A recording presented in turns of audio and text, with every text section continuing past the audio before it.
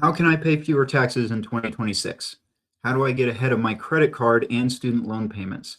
What does it take to set myself up for a good financial future? Find out all this and more on Road to Riches.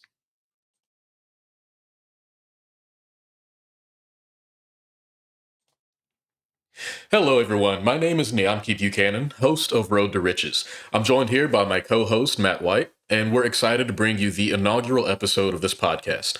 Starting this new year, plenty of things are on the minds of myself, my friends, and my colleagues. I recently had a discussion surrounding debt and the struggle to stay ahead of it in this economy. I'm sure you know, Matt, but for young people like us, things seem pretty grim right now in the short term. Both of us are in college, both of us have student loans. How are you able to keep on top of everything? So, as far as student loans are concerned, of course, when I was in college, that would have been 4 or 5 years ago. I was able to get student loans at kind of a lower rate. They're six and three quarters now, but I think then they were about half that. Um, and it does my the way I've been able to stay on top of it though is make sure that you're looking at your interest statements. uh, for example, a lot of colleges partner with websites like EUSC, or EISC, and they have interest statements for you. They have uh, affordable payment plans already set up for you. Uh, and you can get on there and set it on auto pay, and make sure you build it into your budget. Don't forget about it. But um, and as far as I'm concerned, when rates are high, you pay the minimum amount because why not? You're saving money on interest. Uh, and but just make sure that you know that you're paying it. Yeah, I mean that's kind of the basics of it. Like you said, you want to make sure that you automate things. I mean that makes things as easy as possible. Um, you know, grad school does still count as being in college, which is why both of us are racking up a little bit more student debt right now, seeing as we're both going after our MBAs. But at the end of the day, a lot of people our age they complain or have issues with student loans because we've been told for so long that you have to go to college, you have to get a 4-year degree, all these things like that, and people are racking up tens or hundreds of $1,000s of student debt, and they're 22, 23 years old coming out of college, and they don't know what they're going to do. We for so long we even had the time where student loan repayments were paused, so you were racking up interest, of course, but you didn't have to pay on anything. And now that that's starting up again, I mean, people are concerned that their wages are going to get garnished to pay some of these debts back. It certainly, and one thing that I think would help a lot of people in that regard, uh, is to say, yeah. So we had, of course, as you well know, we had that payment pause during COVID. We didn't really have to worry about payments at the time. We could take out a lot of credits, and as we're coming out of COVID and as we're going into the regular payment process, yes, garnishments are happening on a large scale, and I think that uh, that kind of goes to the broader point about people being told they need to go to college, and of course, a lot of these people immediately get in debt with no clear prospect after they get out. And so while they were doing just fine without payments, now they're having to pay. And uh, one strategy I like to use is, once again, the auto pay thing, where you go into the actual student loan website, whether it's state or federal, and set up an auto pay, but also make sure you factor that into your budget. Um, uh, but it certainly puts a lot of people in a really bad situation, because you've taken on debt, and it essentially gave you a 2.5, 3 year uh, period where you didn't have to pay on it, and it was a little bit of a setback, even though it was a once in a lifetime. kind of thing with COVID. It was a little bit of a setback for a lot of people. Um, uh, and that's all there is to that. I mean, it kind of unfair, but at the same time, you understand as well. Yeah, I mean it's definitely hard when you've gone for so long and now you have to factor in this new part to your budget. But that's something that you keep hitting on a lot is the budget. Make sure you're having things in your budget. Make sure you're automating your payments.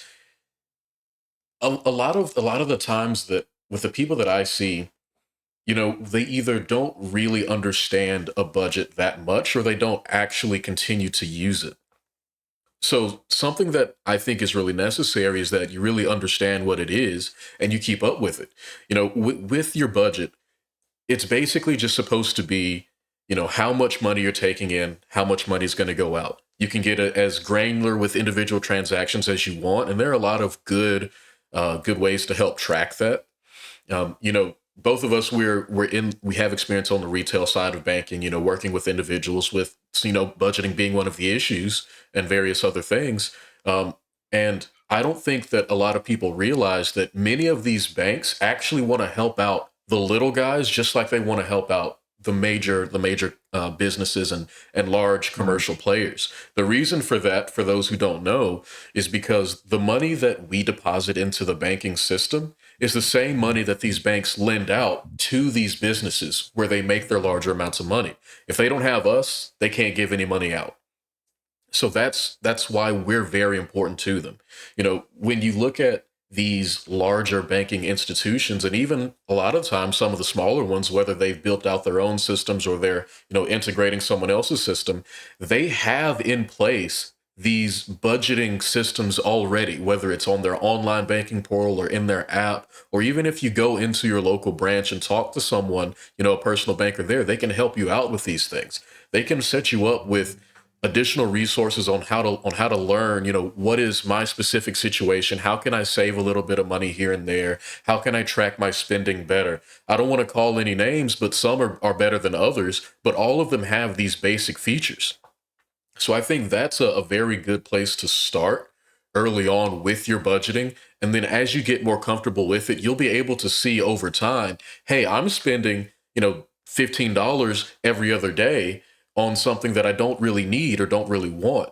Or, even if you're tracking, your subscription services and things like this, let's say, hey, I'm paying for a Netflix service, but I haven't used Netflix in 2 months. Maybe I need to cancel that. So these little things here and there are going to help, but ultimately, I think it is still a good idea to manage your overall interest payments. We look at credit cards and other car loans, things like that. A lot of the times for young people, they have high interest rates. I mean, what's your experience with things like that, and how can our listeners, better manage their interest rates and their payments on these debts? Right. So one thing that I've noticed that is pretty useful is for example, a lot of us have car loans. I have a car loan. You probably have a car loan, and what I've noticed is that on debt, you have many debts. In my case, I have student loans that I got at, let's say, 3.5%, and I have a car loan that is at 7.5%. So how you manage both those payments? How are you going to best consolidate this debt, and take care of the interest accordingly? Well, I'm going to make the minimum payment on my student loans, and I'm going to make, let's say, uh, I'm going to pay a little bit extra every month, or at least try, on my car loan. Why? Because that's the first priority. You're paying higher amounts in interest. With student loans, it's lower amounts, and so things like that, where you could put your money in a savings, and maybe you're earning a little bit, while rates are high, and it's an opportunity cost thing. What can you do with your money, with your extra money? Can you make that extra payment on the higher interest rate loan, rather than the lower interest rate loan, because it's just simply worth it to get rid of that debt faster. and leave the lower interest debt for later. And that doesn't make it irresponsible. In fact, it's the opposite. It makes it kind of responsible because you are going to pay less amount in interest on that. And so that's kind of how I go about it. If I have any extra money to put towards anything, I will put it towards the higher interest debt. And I think that's a pretty good strategy. Um, but everybody has their own methods. That method, in my opinion, though, is the best one. Get rid of your highest interest debt first. Yeah, yeah, I definitely understand that. So what you just described is called, or commonly referred to as the debt avalanche. Where, like you said, you take those higher interest payments and you knock them off first, and then you put that extra money into your lower interest payments or those lower interest debts. Um, you know, the second big one that people talk about is called the debt snowball. Dave Ramsey, for those who listen to him, is a big proponent of this one. This strategy is kind of the opposite, where instead of looking at interest, you're actually looking at the payment amount. And so whatever your smallest payment is, you just keep putting every additional bit of money that you can into that one. And then as that one gets paid off, then you take that amount and you put it into the next largest one, and then the next largest one, and it keeps going on and on until you're eventually putting, a few $1,000s into whatever your largest payment is. Hopefully, for most of us, that's a mortgage. But home prices are kind of high right now, and we're young guys, so I do see it to be a little bit difficult for a lot of us at our age to reach that goal. Um, you know, when it comes to credit cards and things like that, you briefly mentioned that, but credit cards work a little bit different, where it's a little bit more difficult to keep up with those things on a monthly basis because they're a revolving debt. You may owe say $2,000 on it one month, 1,500 on it the next month, and then go up to 4,000 depending on your spending. So I think it's very important that, number one, we have to maintain a relatively stable level of spending, especially when we're putting them on our credit card, so that debt doesn't go out of control. Because a lot of times, they give us large credit limits, and people that don't necessarily have the training or knowledge to be able to understand what that means may go a little bit crazy and spend all the money that they have. So, um, there really are, in my opinion, two good ways to manage the credit card side of things as well, other than what we've just talked about. Number one, if you have a large amount of debt that you're struggling to pay because those interest payments every month are taking a lot of what you're paying, or if you're only able to do the minimum, oftentimes you can go to your bank or a credit union or something like that, or a different credit card company, and you'll be able to find that they have offers for credit cards that have 0% APR for an introductory period of 12, 14, 16, 24 months, however long it is. If you're able to get one of those and then do a balance transfer onto this card, then you're going to save a lot of money in interest. And that's going to help you manage on a day-to-day basis and a month-to-month basis those credit card payments a little bit more. So now if you were paying, say, $150 every month on that credit card previously, because that's all you can do, but say 100 of that is going towards interest, well, now that same 150 is all going towards principal, and that's going to help you knock down a lot of that debt. Another thing that, maybe if you don't have a large amount of debt and you don't want to consolidate necessarily on one credit card, then something else you can do when you're a little bit more financially stable is look for other cards that have good promotions. So if you see one that says, hey, spend X amount of money, assuming you're already going to spend that amount in the first place, within a certain number of months, let's say spend $5,000 on this credit card in 3 months, then you're going to get $50,000 or 50,000 points, excuse me, in bonus miles or something like that. And I think those are also another really good way for, especially, if you have like a vacation or something coming up that you're gonna have to put on that credit card, or you're gonna pay for. These credit cards, these travel credit cards with those promotions are going to be a great way to rack up some additional savings, especially when a lot of these do still have somewhat of that initial low APR upfront benefit to it. Yes, yeah, that's totally a strategy that I would use as well. Obviously it's all about getting that interest rate as low as possible. You talked about how dangerous credit card debt is. A lot of these cards, they charge the maximum amount that a state they charge the maximum amount a state will uh, regulate them to charge. So, for example, some states is 18.99, or technically 19%, and so credit cards charge 18.99%.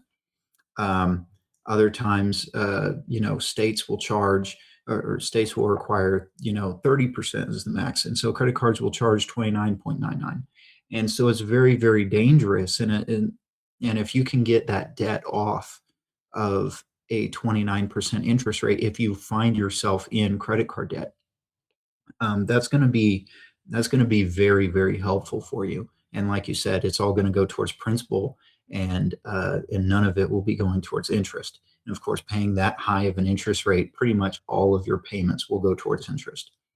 Uh, Another thing that you mentioned, though, that I think is really, really important, and a lot of people, uh, it- a lot of people underestimate how powerful this little switch can be made. Is making small adjustments in their lifestyle, and these small adjustments. Um, these small adjustments will continuously add up, and eventually you'll break these habits of your old lifestyle, and you'll be able to spend less, maybe, and you'll really notice in the long run that it's kind of worth it. An analogy I like to make is, in an analogy I like to make is, changing your diet and things like that. Well, it's going to be really, really hard to change your diet all at once. Go from eating fast food every day, or maybe going out to eat at restaurants every day, to uh, rolling back and eating healthier, and eating nothing but salads and healthy food and everything. It's going to be pretty hard. And so a lot of people recommend substituting one thing at a time. And you want, for example, a Coke. Okay, well, why don't you try drinking one less Coke a day, or substitute that Coke for a low sugar alternative, or no sugar alternative. And it's kind of the same way with finances. For example, you could get Starbucks every day, or 3 times a week, or whatever. Uh, okay, well, why don't you try just making one of those cups of coffee at home? And then maybe next week, 2 of those cups of coffee. So that way you're not spending as much. It doesn't sound like a lot in the short term, but as a strategy that I personally have used, it actually does make a difference in the long run. And I would recommend something like that as well, in terms of getting your card payments down and getting that debt consolidated. Yeah, those are all very, very good tips. Like you said, the little bit every day, it does actually make a difference in the end. Um, but even with all that great advice, I think it would be, probably not a good idea of us to just ignore the elephant in the room. And that's just the overall state of the economy right now. Trends have been getting worse and worse for people our age, over the last few years. I mean, inflation was at an all-time high the last few years, and thankfully it is coming down. Prices, they're higher than they've ever been. The housing market is thankfully starting to pull back a little bit, but it was, at an all-time high at the beginning of last year. It's just so difficult to see how the little changes can help when everything around you seems to be getting worse and worse. We're in a situation where so many people now are having to take on second jobs, or do gig work, whether it's driving DoorDash, or something like that, or even starting a small business, whether they're cutting lawns or cleaning houses or Airbnbs or something like that. And I think that the reality that it's so much more difficult now for young people to crawl out of whatever hole they're in, or even if you're starting on a flat ground, to be able to see the way up and go up the hill. It's very difficult for us now. Something that we have to talk about is that, at the end of the day, there are a lot of people that understand that because of how things are right now, because of their individual situation, cutting out coffee, well, maybe they've already cut out coffee, but they're still struggling. You know, maybe they're already are doing the DoorDash, but they're still struggling. Maybe they already do have that second job, but they're still struggling. A lot of the times we get to a situation where no matter what we do, it feels like we can't get ahead. And to some degree, it's not your fault. You're not alone. Things have been getting worse, and we understand that. But at the end of the day, unfortunately, no one is going to bail you out. What we have to do is we have to take a step back and we have to say, what is it that I can do? What is it that I'm not doing? How can I get out of this situation? Maybe you have to, ask a friend or family member for help. People our age, most of us still have our parents around. They may not be the most wealthy people in the world, but if they have a little bit, maybe they can help you out. If you live close to home, but you're not in the home, maybe instead of renting an apartment, you can move back in with your parents. These are lifestyle changes, yes, and they can be very difficult for us to decide to do. But a lot of these more drastic changes can actually help us out quite a bit. No one wants to be the guy that says, "Hey, can I have this? Let me figure out how to pay you back." But whether it's going to a friend or family member, whether it's moving back in at home to save money, whether it's downsizing to a smaller apartment if that's available, there are there are almost always some strategies that you can do to get you into somewhat of a better situation. And Right. it's those hard decisions, those hard choices that are the ones that we, you know, really don't want to do. But at the end of the day, you have to think, where is it that I want to go? Do I want to be able to retire at 60, 65, 70, or do I want to work for the rest of my life? A lot of people will say, unfortunately, I don't have the ability or the desire to cut out some of these things right now. Whether you're stuck in a contract, whether you just don't have the the do it to make that change right now, we have to at some point try to take a little bit more responsibility and make things work. That's just kind of the reality of it right now. Even though there are inflationary pressures, even though there are higher costs, even though things are getting more expensive, even though even getting a job right now is very very difficult for a lot of grads. you know there are so many things that we can do. There's so many things that we can blame. So which side of that fence do you want to be on? And I think if you get on the right side and say, hey, I'm going to make the hard choices, that's the number one thing that you can do to set yourself up for financial success in the future. Is early on in your life to go ahead and say, I'm going to, as Dave Ramsey says, although I don't necessarily listen to him anymore, but when I was younger, this thing is one thing he said that always stuck with me. He says, I'm going to live like no one else so that one day I can live like no one else. And that's making the hard decisions now, living off beans and ramen, just so I can at some point get to a point where, I can take a step back and enjoy my life, whether it's go travel or just, stay at the house all day and do nothing. And that's kind of the goal that we all have, is to be able to spend our time doing the things that we enjoy with the people that we love. Right. Right. And I think that that's absolutely right. Is that at the end of you are right. Of course, we've all seen the statistics. It's extremely hard for Gen Z, especially after the massive inflation that we experienced after the economy was injected with trillions of new U.S. dollars. Uh, and what we're seeing around the world right now, it's difficult. Things are getting better day by day, but that doesn't change the fact that it is still very, very difficult. And on the no pun intended, but on the home front, uh, it is it is very hard. Home prices are starting to come down a little bit. That could vary based on your area, but suburban homes are coming down a little bit, not nearly to where they used to be or ought to be, in my opinion, but uh, it is happening along with rates. Um, but what I really want to touch on is what you said. Things are hard, but you have to do something. You can't,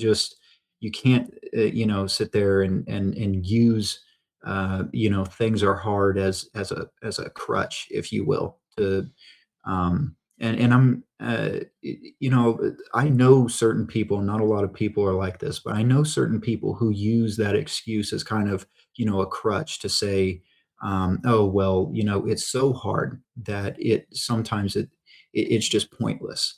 And well, it's not pointless, making constant improvements in your life as far as spending. And then another thing that you mentioned is the job market. At the end of the day, you are a participant in the labor market, and you just got to put your best foot forward, and put yourself out there. You're not going to bat 1,000. Nobody bats 1,000.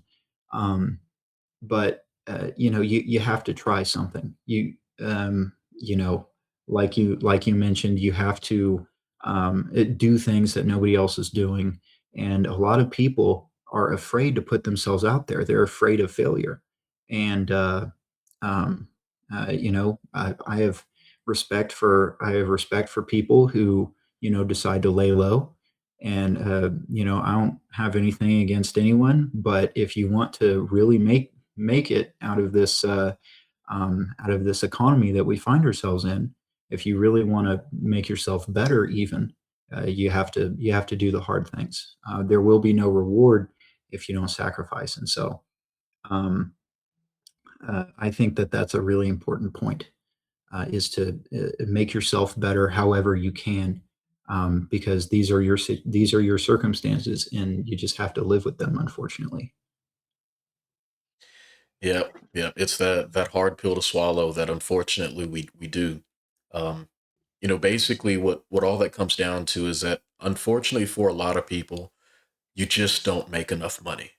That's why you struggle so much to get out of the hole that you're in. That's why you're not able to invest as much as you want every month. That's why it's so difficult for you to buy a house, to take the vacation, to go travel, to set yourself up for retirement. You simply don't make enough money. Thankfully, though, some good news is that due to the one big beautiful bill that passed last year, things are going to be a little bit easier for us moving forward. Some of the pressures that we see are starting to ease up a little bit. The main two that everyone was championing was the no tax on overtime and the no tax on tips. So real quick, I do want to actually explain what that means for most people, what that actually looks like, and how you can, use that strategy to move, into the future.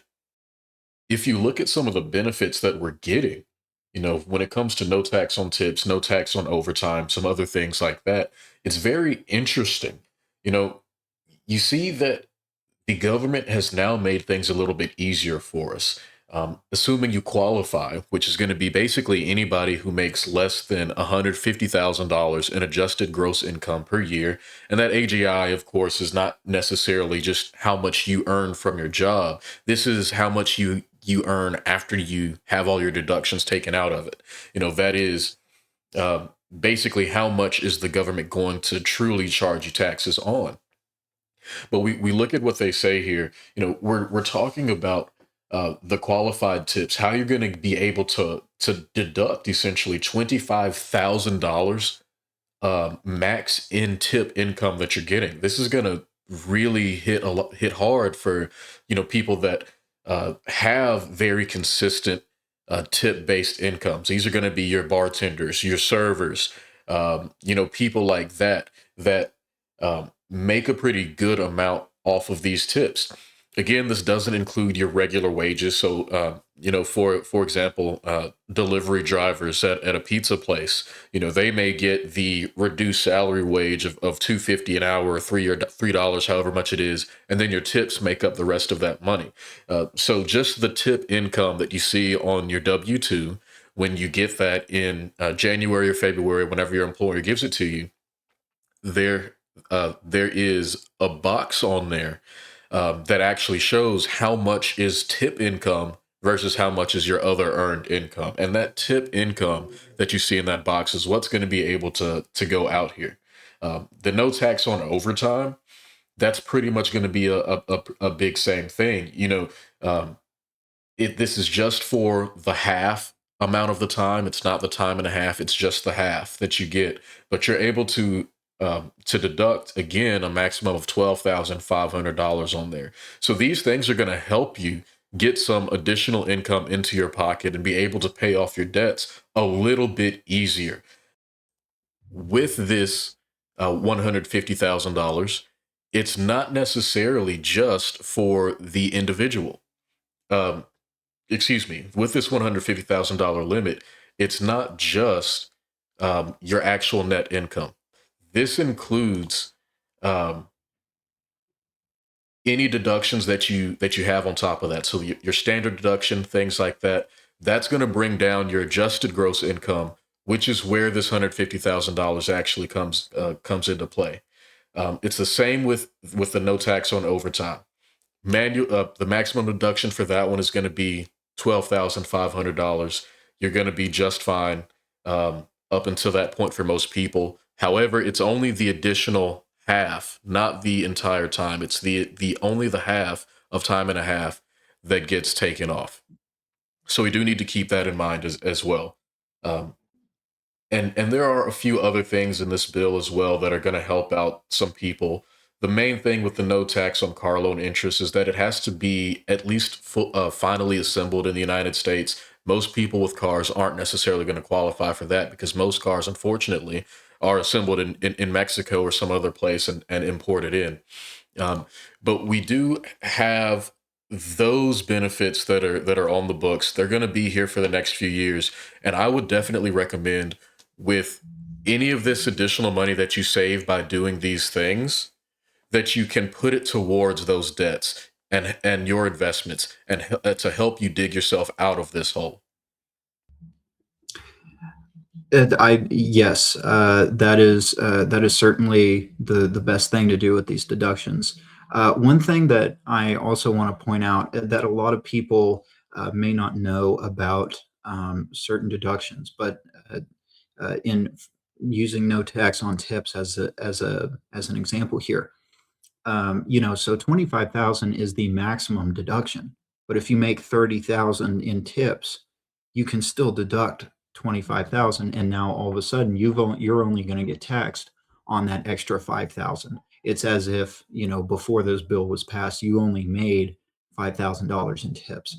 And, it's a relatively cut, you know, it's a relatively straightforward principle, but a lot of people, including myself, it got that wrong and a lot of the time with certain deductions. For example, interest deductions. There's certain interest deductions for certain things, and I was unaware that these deductions. So even if you make more than even if you pay more in interest than the deduction allows, that's fine. You just use that maximum deduction, and then it's as if you only paid 5,000 in interest, or earned 5,000 in interest rather. um, and as far as the no tax on overtime, a lot of people, like we're talking about, a lot of people are taking on extra shifts. A lot of people are trying really, really hard to get out of the debts that they have. Once again, it's the economy it's the economy that we have, especially us as Gen Z. It's the one that we've inherited from previous generations. And but the no tax on overtime, that's going to be really, really good for people, working overtime, trying to get out of debt, trying to get out of the hole that they're in. Um, and maximum deduction is 12,500, and 25,000 if you're filing jointly, of course. And I think that that's going to be very, very helpful for people. Obviously, it's going to inspire them to push for more, maybe inspire employers to maybe push their employees to work more overtime, in which they would be taxed on, $12,500 less. Uh, and so that really the tax implications behind this bill really, really go into those savings, that we're talking about, those tax strategies, those debt strategies. The third thing I want to touch up on, just real quick, um, that you talked about, the no tax on car loan interest. Not a lot of cars are assembled in the United States. Hopefully, we get better at that. But for the time being, a lot of them, yeah, are assembled in Mexico. A lot of them are, especially foreign cars, they're assembled in Europe, obviously. Um, Japan, Korea, things like that. And then, but some, I believe, Chevy has, one or two plants here in the United States. Toyota produces the Tacoma here in the United States. I believe their plant is in Kentucky. Uh, and and so this is going to be very, very helpful for people, I think. We got to have cars. It's a big world. You got to drive to and from work. You got to drive to and from college, in our case.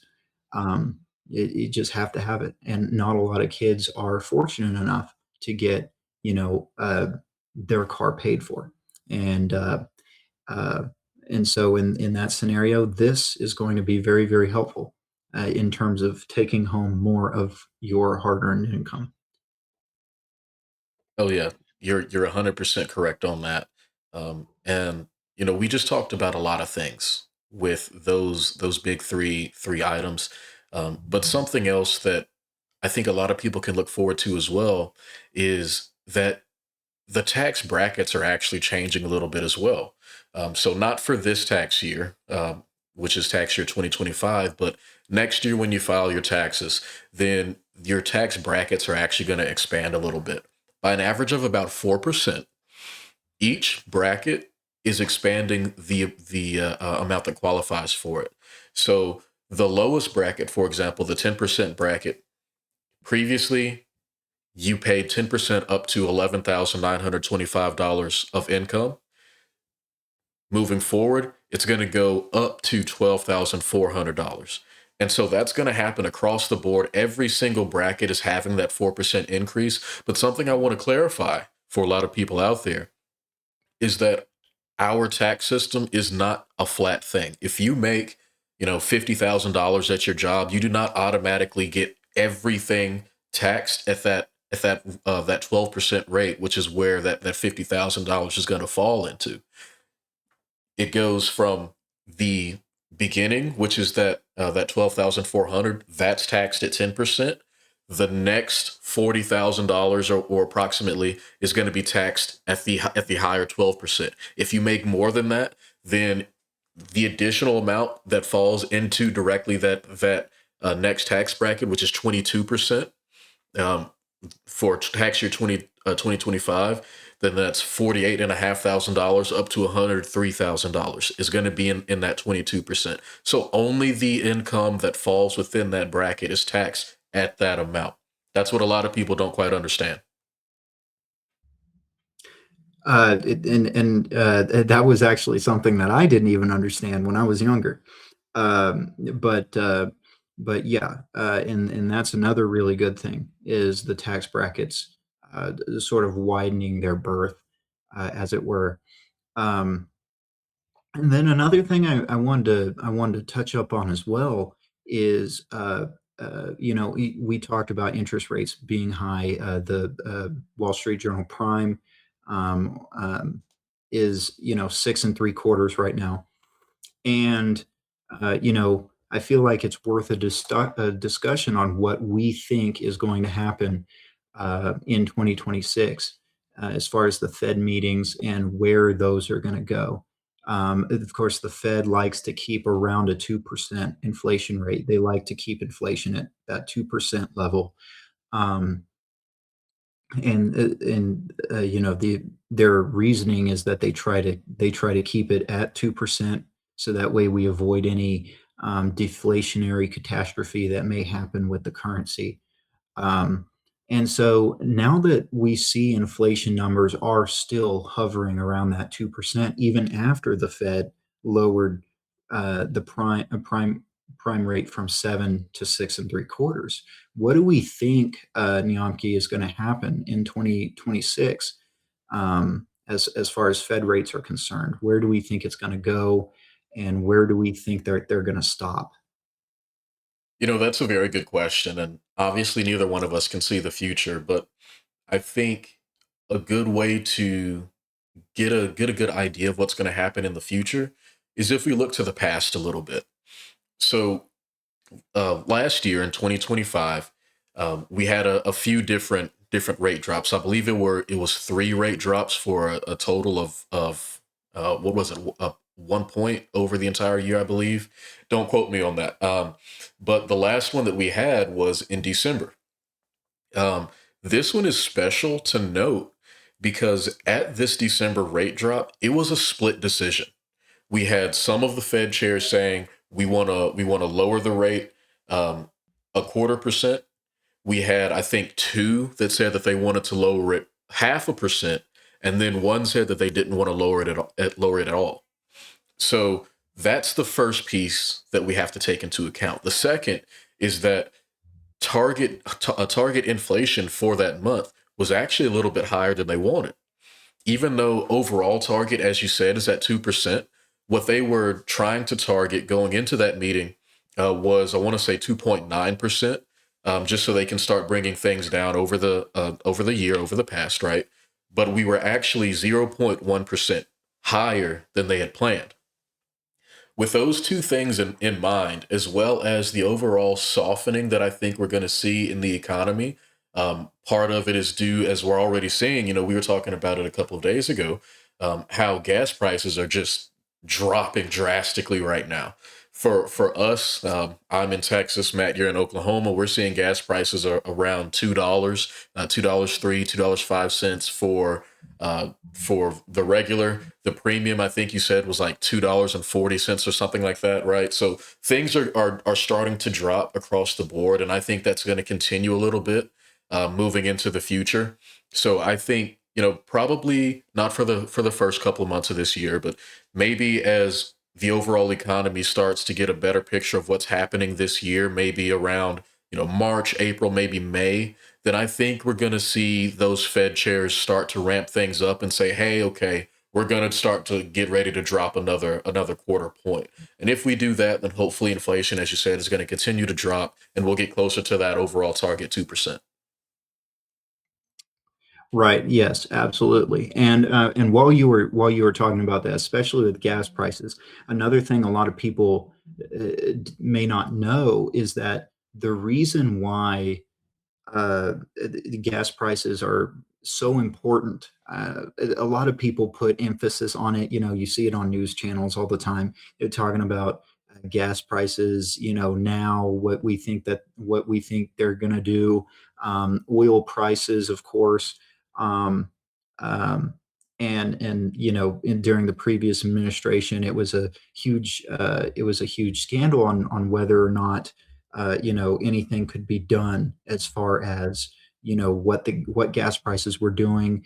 And the reason why it's so important is because at the end of the day, gas prices can literally determine whether prices go up or down in an economy.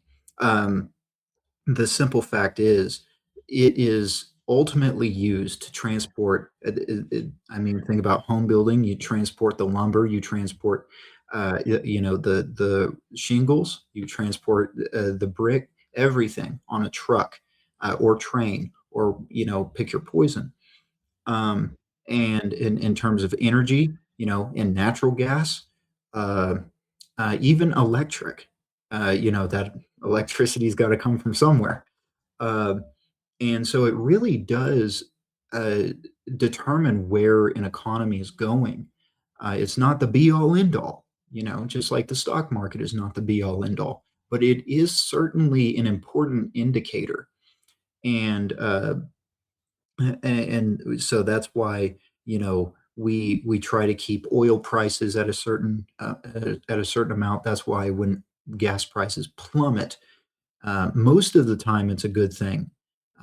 There's of course the exceptions of like, oh my God, so there's like there's a crash going on in the oil market, and maybe that's not so good. But as far as the majority of the time, gas prices do determine the outlook and the state of an economy, because they affect everything, um, even down to simple transportation of things, even down to somebody going to work. How much more disposable income do they have because they didn't spend as much money at the pump? And so I think that uh, with all of that in mind, I do agree with you that the Fed is going to start to see prices kind of go down, normalize first, and then maybe go down a little bit, especially like what we're seeing in the housing market, and maybe drop those rates, 25 basis points, 50 basis points. And again, that's the other way of saying, 1/4%, 0.5%. And maybe we'll see that in 2026. And if that happens, of course, I think it's going to be extremely beneficial to our generation, as far as being,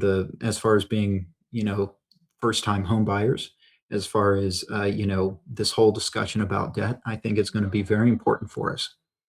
Um, and, but as far as all of that is concerned, I think that as long as prices continue to normalize, there's a very good chance that rates could go down uh, in 2026. I would guess 50 basis points at the least. Wow. So you're really putting it out there. You've got an ambitious I'm goal right there. I'm um, cautiously optimistic. Cautiously optimistic. Yeah, that's one way to put it. I'm pretty sure Jay Powell actually said the same thing a few months ago that he was cautiously optimistic. Um, I'm happy to be but in good company. oh yeah, oh yeah. But with that in mind, I think that this is really a topic that needs a longer form discussion. There's so much that can be said about the role of the Fed, how that affects interest rates and other things that we're seeing in the economy, printing money, how the government is involved in that as well. And I think that we should, make a full episode about that. So with that in mind, we are coming up at the end of our time for today. So, for everyone that joined us for this episode, thank you very much. We're very happy that you decided to spend your hour with us.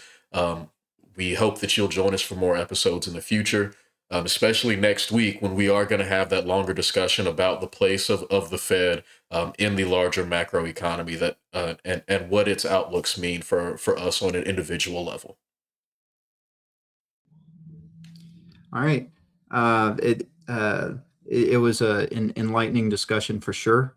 I think that maybe there's some strategies that people really could use, and like you said, be different, so that way you can live differently from everybody else. Yes, sir. Great advice from a great man. All right, everybody. Enjoy the rest of your weekend, and we'll see you back next week.